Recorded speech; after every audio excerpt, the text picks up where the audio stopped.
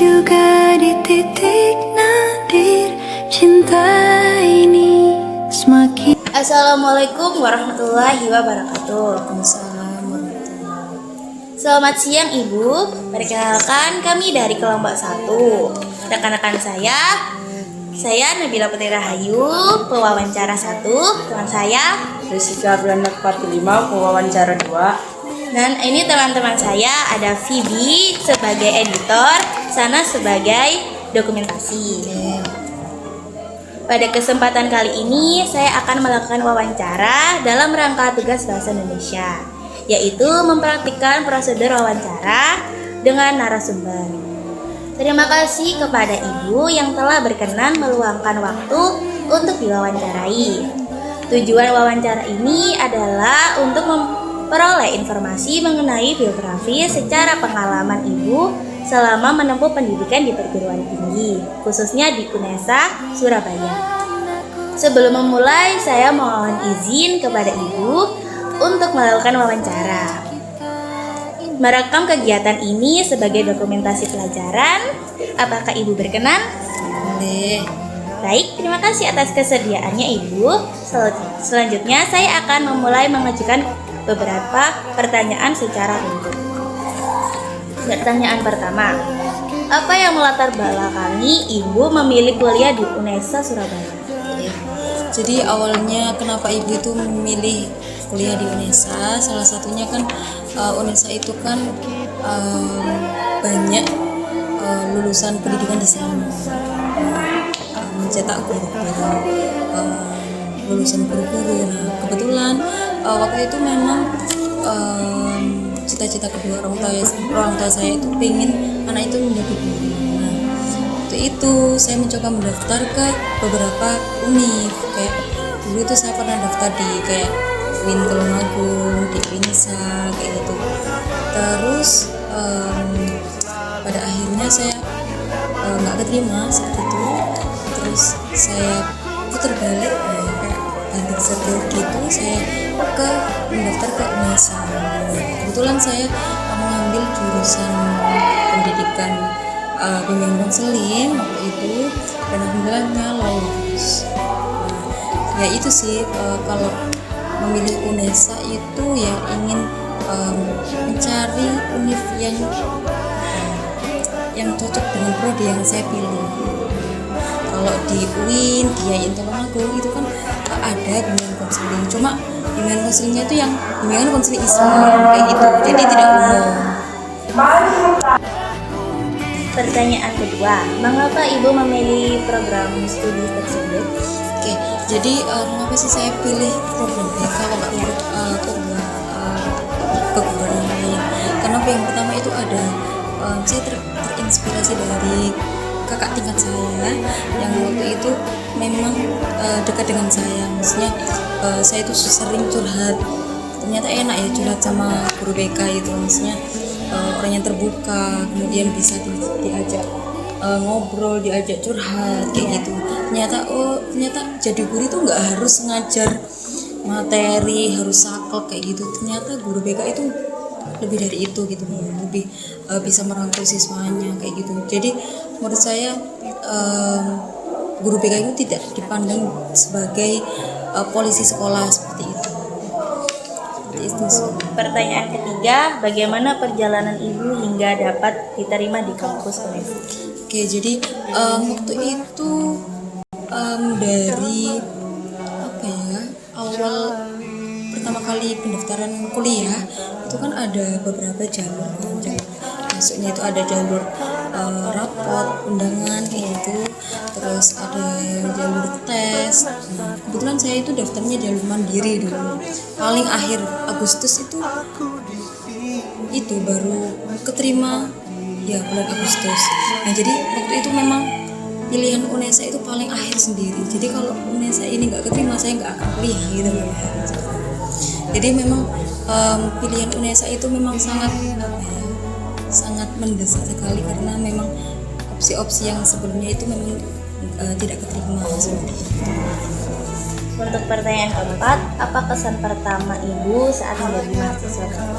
Oke, kesan pertama karena saya mahasiswa angkatan kayak COVID ya. Jadi kesan pertamanya itu sempat bingung gimana nanti pelaksanaan kuliahnya. Waktu itu PKKMB, kalau kita nyebutnya itu kayak apa ya? Awal perkuliahan itu PLS, nah itu kan PKKMB. Iya. Nah itu PKKMB-nya itu online, jadi setiap setiap pertemuan perkuliahan itu dilakukan dengan online. Waktu itu memang saya itu terkendala dengan kayak jaringan kayak gitu, jadi ada kendalanya sendiri. Nah saat itu juga seru sih memang, meskipun kita online, meskipun kita perkuliahannya tidak langsung ketemu dengan teman-teman, tapi kita merasakan bagaimana pertama kali kuliah itu meskipun terbatas karena ada COVID itu sih. Kelima, bagaimana pengalaman ibu selama menjalani perkuliahan? Oke, menjalani perkuliahan. Kalau ibu itu semester 1 sampai semester 5 itu hampir jarang sekali ke kampus karena memang COVID. Nah, setelah COVID itu memang beberapa prodi sudah dibolehkan untuk kuliah di UNIF secara langsung. Akan tapi waktu itu prodi ibu itu ada pembangunan. Nah, kemudian angkatan ibu yang disuruh untuk online lagi, jadi hampir jarang sekali ke kampus. Nah, saat setelah semester 5, semester 6, semester 7 itu dilakukan KKN. Nah, waktu itu UNESA itu pilihan cuma 2, KKN-nya di Nganjuk dan di Magetan. Nah, awal pertama kali ketemu dengan teman-teman yaitu waktu KKN, dan sangat terkesan sekali. Dan KKN-nya itu enggak 1 bulan 2 bulan, kalau UNESA satu semester jadi 4 bulan ya. Terus ada magang kayak gitu, jadi terjunnya itu mulai KKN, maksudnya bisa ketemu langsung dengan teman-teman. Kalau sebelumnya kan semester 1 sampai semester 5 itu nggak tatap muka, maksudnya secara online ya. Jadi itu sih yang mungkin yang menjadi beda dari angkatan-angkatan yang lain. Pertanyaan selanjutnya bisa dijelaskan oleh teman. Pertanyaan ke-6, apakah ibu mengikuti organisasi atau kegiatan kampus? Oke, kalau organisasi ada sempat mengikuti organisasi keagamaan.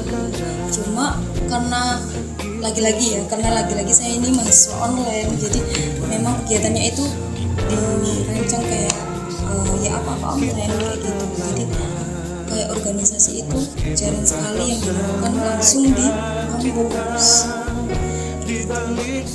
Ketujuh, apa tantangan terbesar ibu selama menjadi mahasiswa? Tantangan terbesar itu yang sangat terkesan ya, maksudnya yang paling menantang bagi saya itu KKN. Itu KKN saya di Magetan dan lumayan jauh dan lumayan lama, karena univ-univ lain itu KKN-nya cuma 20 hari, 1 bulan, nggak sampai 1 bulan itu sudah selesai. Indonesia itu dituntut untuk 4 bulan, 3 bulan sampai 4 bulan itu kita paksa hidup di daerah orang gitu ya, apalagi daerah terpencil kayak gitu. Itu sih yang sangat membekas. Ke-8, siapa tokoh yang menginspirasi ibu dalam menempuh pendidikan? Tokoh yang menginspirasi ini boleh siapapun ya. Iya. Sebenarnya yang menginspirasi saya menjadi seorang kuliah itu ibu saya sih. Jadi ibu saya itu dari pengen anaknya mendidik guru. Ibu saya bilang mungkin nanti suatu saat itu banyak anak-anak itu cita-citanya nggak ada yang menjadi guru. Jadi pelan itu anak-anak itu akan memilih kalau guru kan tidak dicari gajinya kan kecil ya. Ibu saya tuh bilang kalau nggak kita siapa lagi yang mau jadi guru. Itu sih nilai yang saya tanamkan sampai saat ini.